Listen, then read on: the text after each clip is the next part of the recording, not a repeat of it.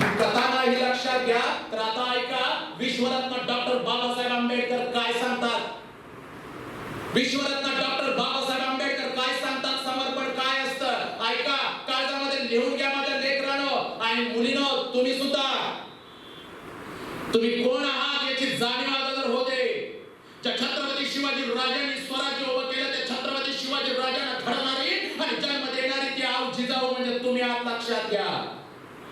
या भारतामध्ये लेकीची पहिली शाळा उभी करणारी आणि त्यासाठी अंगावरती चिखल झेलणारी आई सावित्री आहे, तुम्ही आहात, लक्षात घ्या.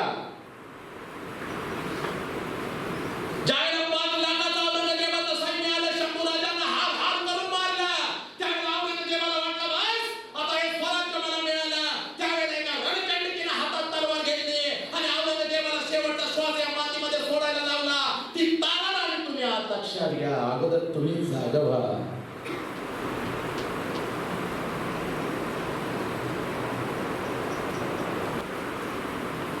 तुम्ही कोण आहात हे अगोदर समजू दे. ज्यावेळेला विश्वरत्न डॉक्टर बाबासाहेब आंबेडकर अभ्यास करत होते त्यावेळेला त्यांना सांभाळणारी ती रमाई तुमच्यामध्ये आहे, ती अहिल्या होळकर तुमच्यामध्ये आहे.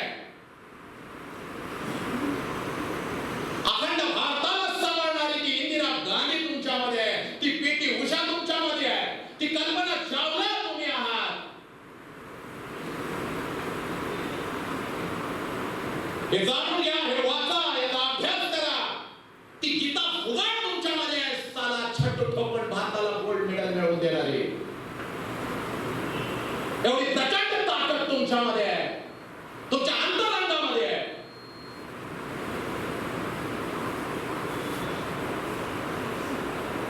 मोबाईल मिळाला नाही म्हणून बापाला धमकी देणारी आमची औलाद, गाडी मिळाली नाही म्हणून बापाला आत्महत्या करतो म्हणून धमकी देणारी आमची औलाद. यासाठी का बापांनी जन्म दिला होता आम्हाला? यासाठी का आईने वाढवलं होतं आम्हाला?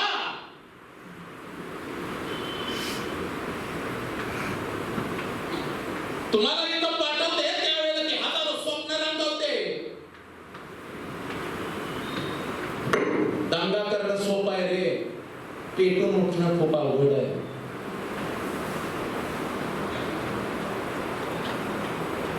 एक क्षण लागतो आयुष्य बदलायला, एक क्षण, वर्षानुवर्षांची गरज नाही, एक क्षण लागतो.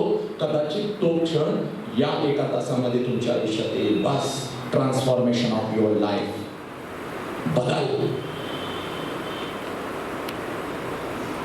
व्यायाम करता का नाही? ए झुरळानो, हा करता का नाही? कसलं तुमचं चेहरा कसं दिसतं? ए काय रनिंग कोण करता या मुलीमध्ये? रनिंग कोण करता? यस, 3 4 6 5 6 थांबा रे, आलो थांबा. 6 6 हा रनिंग. हा खाली हात घ्या. बाकीच्या ना काय झाले? दररोज 1 किलोमीटर 2 किलोमीटर रनिंग खास. जोर डिप्स मारता नाही, डिप्स मारता नाही, डिप्स मारायचे, जोर मारायचे, दोरी उड्या मारायचा, व्यायाम करायचा, फर्स्ट क्लास. का ही सवय का उठल्या अजून डोळ्याची चिपड निघाली नसते, घ्यायचं मोबाईल बघा कोणाचा, मी रात्री मेसेज पाठवला होता अजून आलाच नाही त्याचा, कसा काय आला नाही त्याचा, तो मेलाय.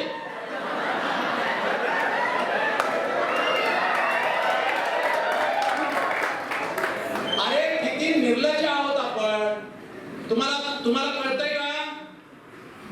मी सुद्धा या वयातून गेलोय. माझं education I am BFA bachelor of fine arts in Bharatanatyam, Nalanda Nritya Kala महाविद्यालय, मुंबई विद्यापीठ.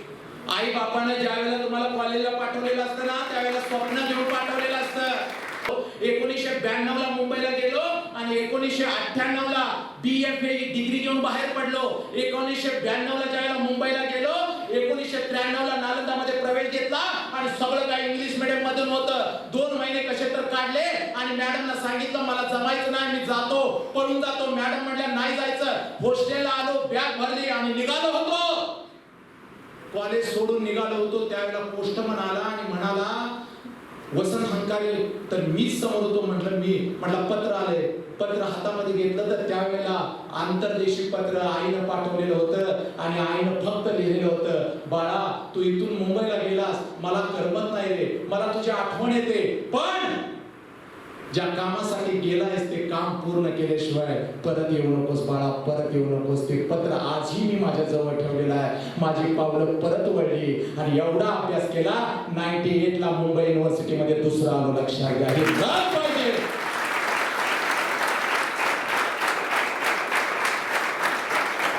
हे आलं पाहिजे, हे झालं पाहिजे.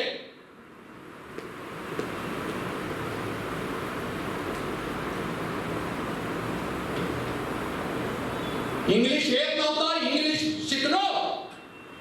हिंदी येत नव्हतं, हिंदी शिकलो. आणि अखंड भारतामध्ये आता व्याख्यान घेतो.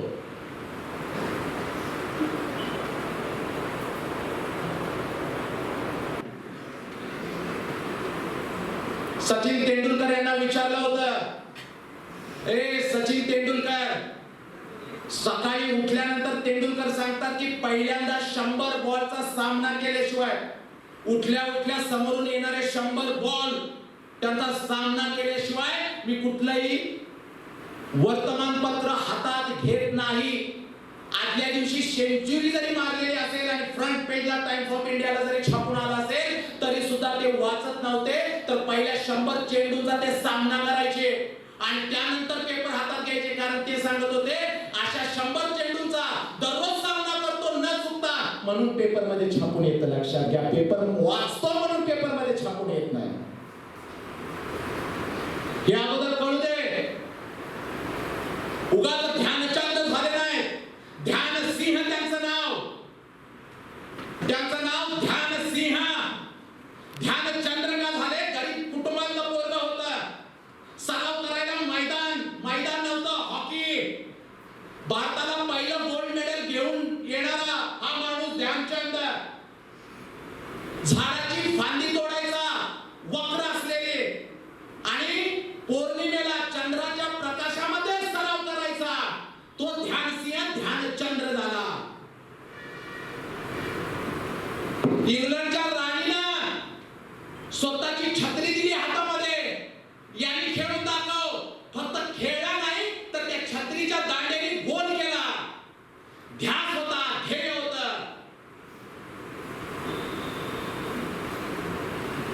एक अपयश आलं की आम्ही थकतो, एक अपयश आलं की आम्ही थकतो.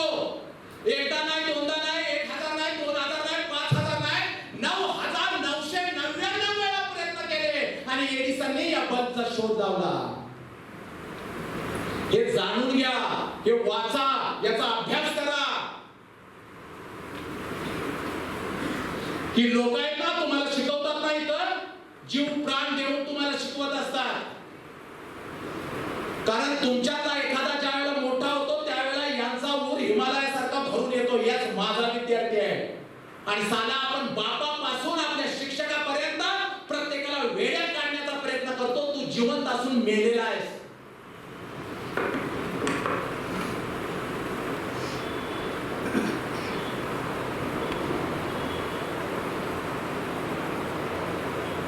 आयुष्याचा फोकस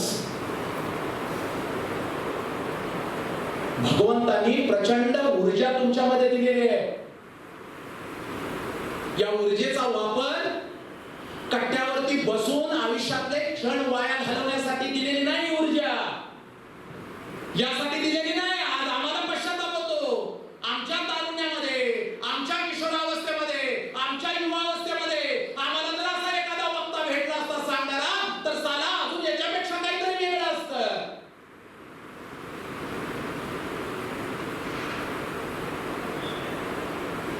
आम्ही फक्त दाढी वाढवली छत्रपती शिवाजीराजांच्या सारखी, आम्ही फक्त मिशा वाढवल्या छत्रपती शिवाजीराजांच्या सारख्या, आम्ही टिळा ओढला छत्रपती शिवाजीराजांच्या सारख्या.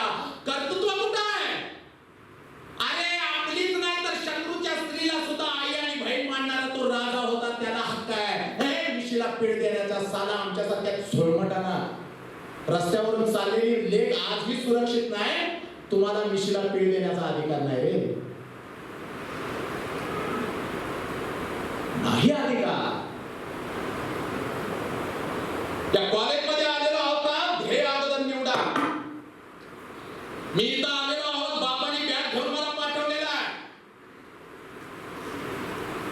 काय करायचं मला आता, झाले 10 मिनिटं बोलणार आहे, जास्त वेळ नाही घेणार तुमचा. शहाण्याला शब्दाचा मार असतो. विश्वरत्न डॉक्टर बाबासाहेब आंबेडकर 24 तासापैकी 18 ते 20 तास एका ठिकाणी बसून अभ्यास करणारा माणूस. एकदा विषयामध्ये बैठक लावा रे 18 तासाची. मी लावली. म्हटलं आपण सांगतो बाबासाहेब 18 ते 20 तास अभ्यास करत होते, आपण एक आठवडा 18 ते 20 तास दररोज अभ्यास करायचा. बघावं, पुस्तकाच्या ढिगाऱ्यामध्ये बसलो. पहाटे 4 ला अभ्यासाला सुरुवात केली, रात्री 12 वाजले. 12 वाजता झोपलो, पुन्हा 3 ला उठलो, पुन्हा अभ्यासाला बसलो. जेवणासाठी आणि नैसर्गिक विधीसाठीच फक्त उठत होतो. एक आठवडा फक्त बसलो आणि मला कळलं बाबासाहेबांनी वर्षानुवर्ष कसे काढले असतील. साला कंबर दुखायला लागली, मांडी दुखायला लागली, गुडघे दुखायला लागले, घुटणे दुखायला लागले, हात दुखायला लागले, डोळ्यावरचा नंबर वाढायला लागला. एका आठवड्यात जर एवढं होऊ शकतं तर वर्षानुवर्षे एमएससी, डीएससी आणि बार ॲट लॉ माहिती आहे तुम्हाला. करा अभ्यास, वाचा, मग तुम्हाला बाप कळेल, मग तुम्हाला आई कळेल. एमएससी, डीएससी आणि बार ॲट लॉ या 3 पदव्या बाबासाहेबांनी इंग्लंड मधून घेतल्या. त्याच्या अगोदर एमए आणि पीएचडी अमेरिकेतून घेतले. एमएससी, डीएससी आणि बार ॲट लॉ या 3 पदव्या पूर्ण करण्यासाठी सामान्य माणसाला, सामान्य मुलाला 8 वर्ष लागतात. किती? 8 वर्ष लागतात. ऐका, पण देहाने पेटलेला मुलगा होता. 24 तासापैकी 18 ते 20 तास अभ्यास करणारं व्यक्तिमत्व होतं आणि 8 वर्षाचा अभ्यासक्रम विश्वरत्न डॉक्टर बाबासाहेब आंबेडकर यांनी 2 वर्ष आणि 3 महिन्यामध्ये पूर्ण केला. 2 वर्ष आणि 3 महिन्यामध्ये एमएससी, डीएससी आणि बार ॲट लॉ. तुमच्यासारखं कॉलेजला मागं बसून दंगा करत नव्हते, तुमच्यासारखं कॉलेजला मागं बसून टवाळक्या करत नव्हते.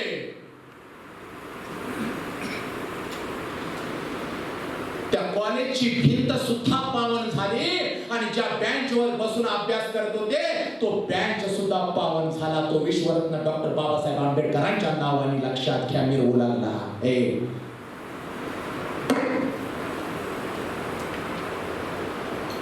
सगळी ताकद आणि एनर्जी तिथं लावली म्हणून एक वेळ सूर्यचंद्राला लोक विसरू शकतील, पण विश्वरत्न डॉक्टर बाबासाहेब आंबेडकर, बुद्ध, एक कबीर, संत तुकोबाराया, लोकमान्य टिळक, महात्मा गांधी या लोकांना आपण विसरू शकत नाही, कारण सगळी एनर्जी त्यांनी त्यांच्या कामावरती लावली. आता बस मी ऍडमिशन घेणार आहे, माझे बाबांनी मला कॉलेजला पाठवलेलं आहे, मी इंजिनिअरिंगला ऍडमिशन घेते, या कॉलेजमध्ये घेते, सर्वांगी हे कॉलेज एकदम चांगलं.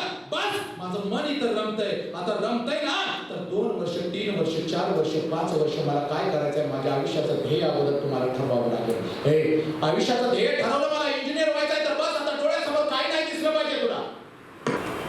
पण तुमच्यासाठी आलोय मी, तुमच्यासाठी. कारण एक युवक पेटला तर हजारो युवक पेटवण्याची ताकद एका युवकामध्ये असते, म्हणून आलोय. आहे ताकद 18 तास बसण्याची.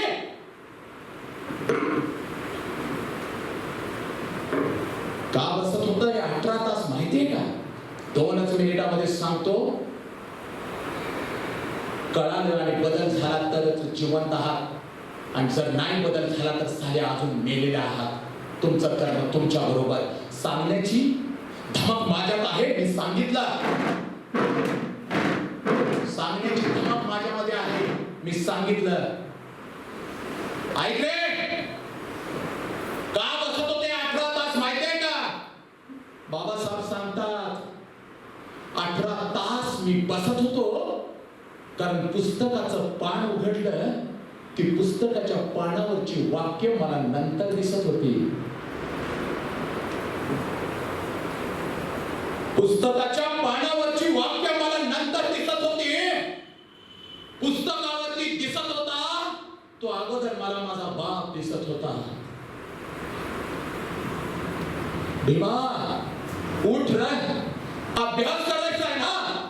म्हणून रात्री 2 वाजेपर्यंत जागणारा बाप मला दिसत होता. माझ्यासाठी 2 पर्यंत माझा बाप जागायचा.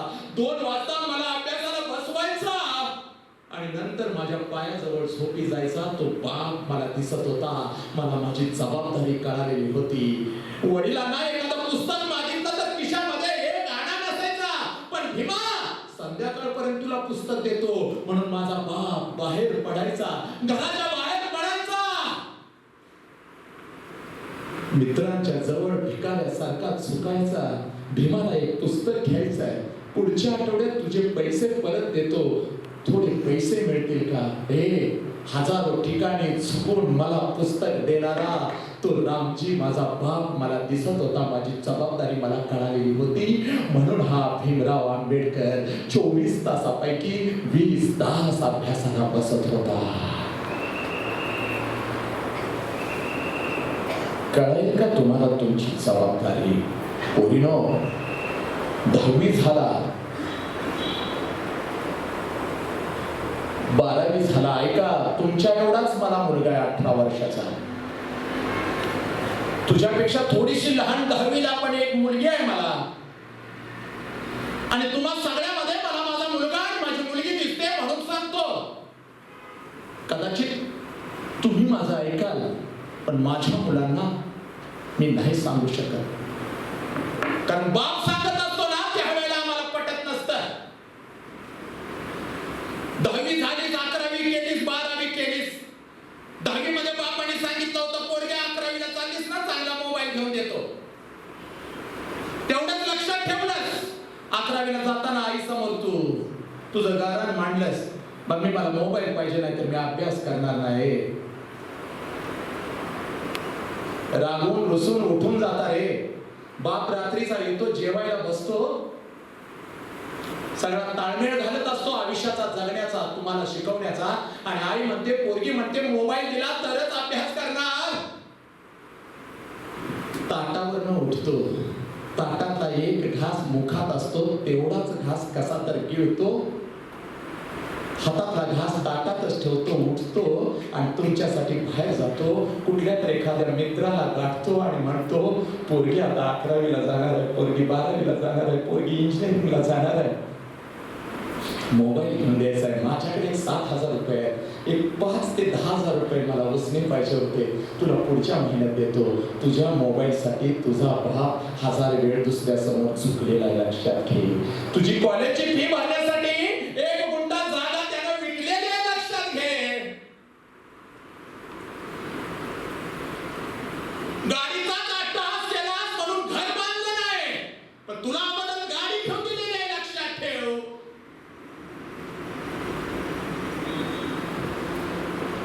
कधी बापाला मिठी मारला? कधीच नाही, कारण मोठ्या झाला.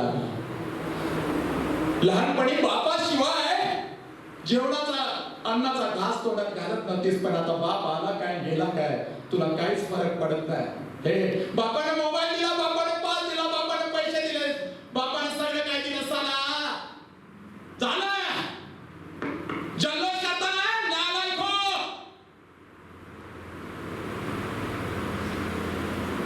बाप कळू दे, बाप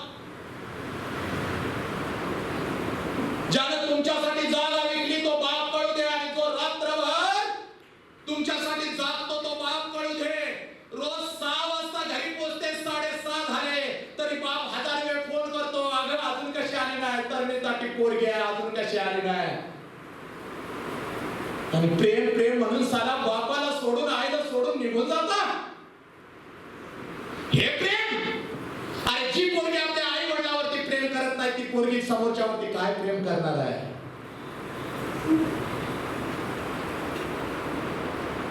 ही जबाबदारी आहे. अरे जन्म दिलेल्या आई बापाला आम्ही समजावून घेतलं नाही, आम्ही समोरच्या प्रियकराला काय समजावून घेणार आहे. याला प्रेम म्हणतात.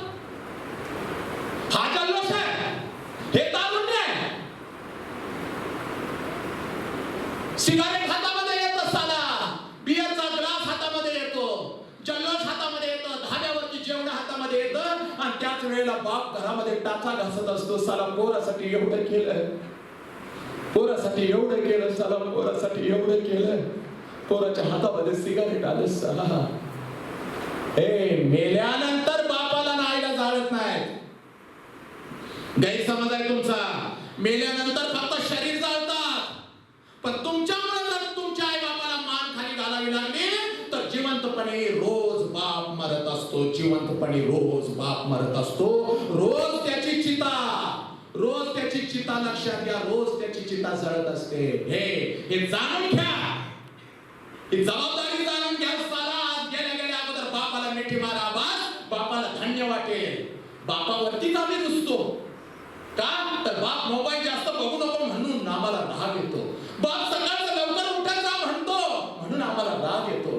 बाप म्हणतो पोरी 6च्या आत घरी यायचा, दिवस चांगले नाहीत म्हणून आम्हाला राग येतो.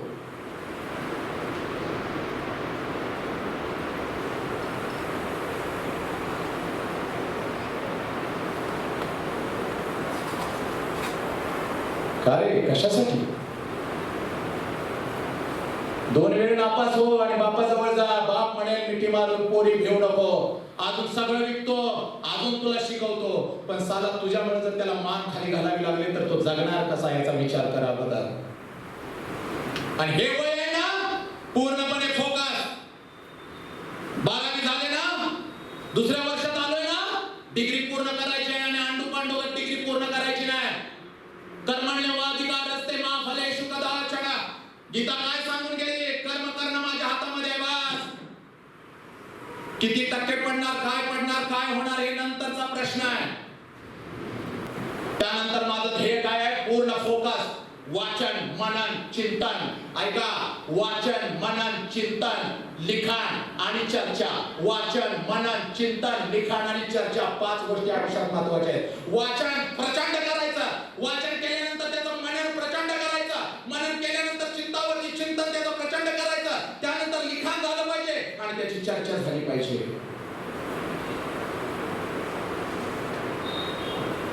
यासाठी काय दिलेलं आहे देवाने? तीक्ष्ण नजर दिलेली आहे. ही नजर, माझा शिक्षक काय शिकवत असतो? तीक्ष्ण नजर. आणि हे कान दिलेले आहे अवधान. तीक्ष्ण अवधान, तीक्ष्ण नजर आणि तीक्ष्ण ऐकणं अवधान. या 2 गोष्टी. यही तो चाहिए जिंदगी में. बात साहब क्या है फिर कह दो. घुट-घुट कर जीना छोड़ दे तू, रुख हवाओं का मोड़ दे. हिम्मत की अपनी कलम उठा, लोगों के भरम को तू तोड़ दे. उठना है तुझे, नहीं गिरना है. जो गिरा तो फिर से उठना है. राहों में मिलेंगे तूफान कहीं, मुश्किलों के होंगे वार कहीं. इन सब से तुझे न डरना है. तू लक्ष्य पे अपने जोर दे. घुट-घुट कर जीना छोड़ दे. बाहर आ जाओ साला.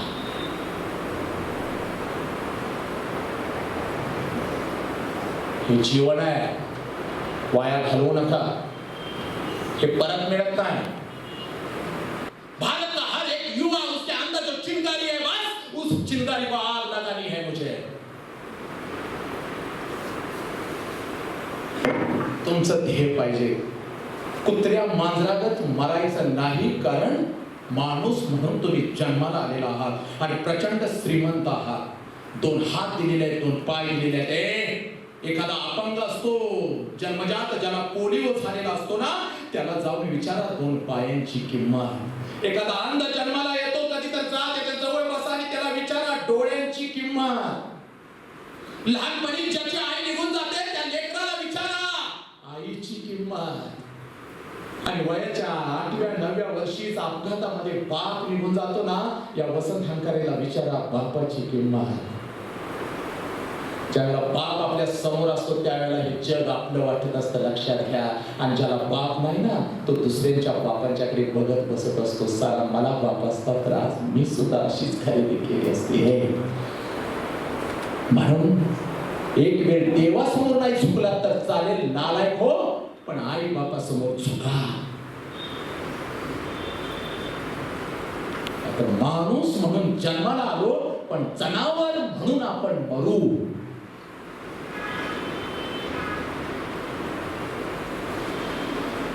कोणी कुठं सोडून जाणार नाही. एक वेळ नापास व्हाल, दोन वेळ नापास व्हाल, इंग्लिश येत नाही, काय येत नाही, वसंत अंकारेला येतं. Now I am taking a lectures in English, मैं हिंदी में भी लेक्चर्स लेता हूँ, इंग्लिश में लेक्चर्स लेता हूँ.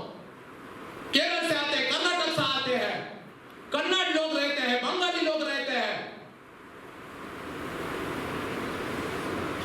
तुमच्या कॉलेज बरोबर जरा जुनं नातं आहे माझं, म्हणून येतो. लक्षात ठेवा आणि पेटून उठा. म्हणालो ना मगाशी मी, हसवत हसवत भरपूर काही सांगितलं. आरशासमोर उभं राहतो ना, तर फक्त आता हे शरीर बघायचं नाही, तर या शरीराच्या आतमध्ये जी ऊर्जा आहे ना, ती ऊर्जा बघायची आहे. आणि अंदर से कहने साला yes man, you night man. माझा आदर्श कोण? अगोदर तू जागा हो ना. दोन गारगोटी, गारगोटीचे दगड. जब मैं हाथ में लेता हूं तो पत्थर, मालूम है ना गारगोटी. आणि दोन गारगोटी एकमेकावरती ज्या वेळेला आदळतो, त्यावेळेला त्यातून काय निघतं? आग निघते, चिंगारी निघते. ती आग आणि ती चिंगारी त्या गारगोटीमध्येच असते. अशीच चिंगारीने आग तुमच्यामध्ये, फक्त त्याच्यावरती आघात व्हायला पाहिजे. आणि आघात कोण करतं? तर येणारी संकट तुमच्यावरती आघात करत असतात. म्हणून सांगतो, येणाऱ्या संकटांना भिवू नका, कारण जेवढा तुमच्यावरती आघात होईल तेवढी आतली शक्ती बाहेर येईल. जेवढी संकट मी म्हणून तुमच्या समोर उभी राहतील, तेवढी आग प्रचंड लागेल. अरे मृत्यूच्या दारात सुद्धा हसता आलं पाहिजे रे, एवढी आग लागली होती.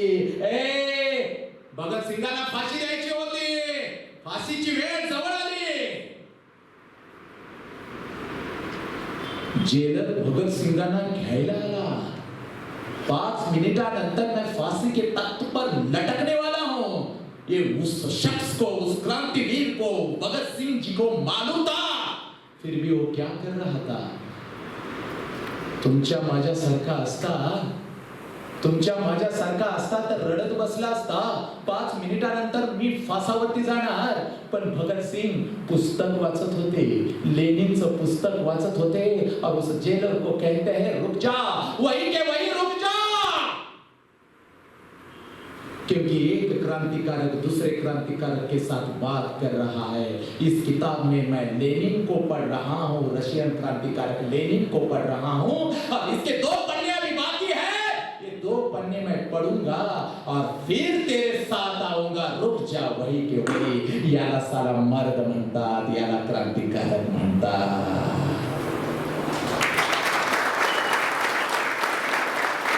अंग्रेज पूछते हैं क्या है तेरी आखिरी ख्वाहिश, तो भगत सिंह जी कहते हैं आज तक जिसको आपने फांसी दी, जो भी फांसी के तख्त पर लटका है, वो काला कपड़ा का ढक्कन डालकर उसको फांसी दे दी आप लोगों ने. लेकिन हमें वो काला कपड़ा मत पहनाइए, क्योंकि एक भारतीय क्रांतिकारक अपने देश के लिए मरते समय भी कैसे हंसता है, ये आप देख लेना. ये आप देख लेना. साला ये कौन है?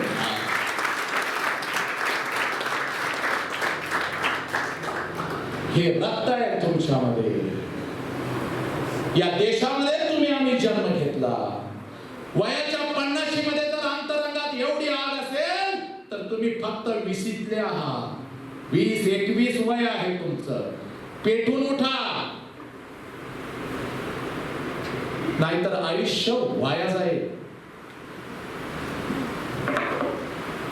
सिगारेट ओढण्यामध्ये मर्दानगी नाही, बिअरचा ग्लास हातामध्ये घेण्यामध्ये मर्दानगी नाही. व्यसन केलंच पाहिजे, पण कुठलं व्यसन? ज्याची नशा कधीच उतरली नाही पाहिजे. भगत सिंग फासावरती गेले, पण आज भगत सिंगांचं नाव घेतल्यानंतर हजारो युवकांना नशा येते. 30 नशा पाहिजे. सिगारेटची नशा, दारूची नशा 1-2 तासात उतरते.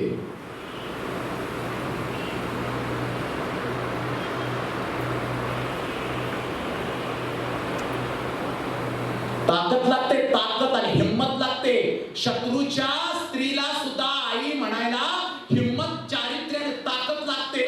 आणि रस्त्यावरून चाललेल्या पोरीमध्ये स्वतःच्या बहिणीला बघायला सुद्धा ताकद लागते साला. ती ताकद जेव्हा तुमच्यामध्ये येईल ना तेव्हा खऱ्या अर्थानं माणूस झाला तुम्ही. आणि युद्धभूमीवरती हातामध्ये कुराण जरी आलं तर ते कुराण पवित्र ग्रंथ आहे. भले ही वो शत्रु का है लेकिन वो पवित्र ग्रंथ है. आणि तो ग्रंथ सुरक्षित ठिकाणी जोपर्यंत पोहोचत नव्हता तोपर्यंत छत्रपती शिवाजी राजा शांत बसत नव्हता. आजपासून शपथ घ्यायची, जर एवढं बलिदान या लोकांनी केलं असेल तर फक्त 2 ते 3 वर्षाचं टार्गेट माझ्या डोळ्यासमोर आहे. हे इंजिनिअरिंग बस. अरे प्राध्यापकच नाही तर तुमच्यासाठी तो शिपाई मामा सुद्धा झटत असतो. एखादी मुलगी जर बस मिळाली नाही आणि बस स्टॉपवर असेल आणि त्या कॉलेजचा शिपाई जर चाललेला असेल तर वळून पाठीमागे येतो. पोरी अजून बस मिळाली नाही का ग, मी थांबतो तुझ्यासाठी. तो शिपाई मामा सुद्धा तुमच्यासाठी झटत असतो.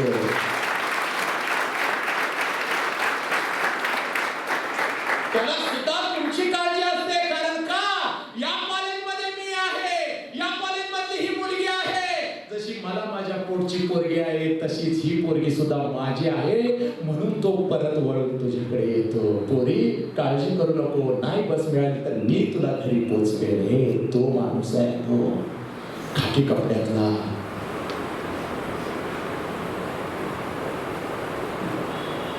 बस ही आग आणि हे डोळ्यासमोरचं ध्येय.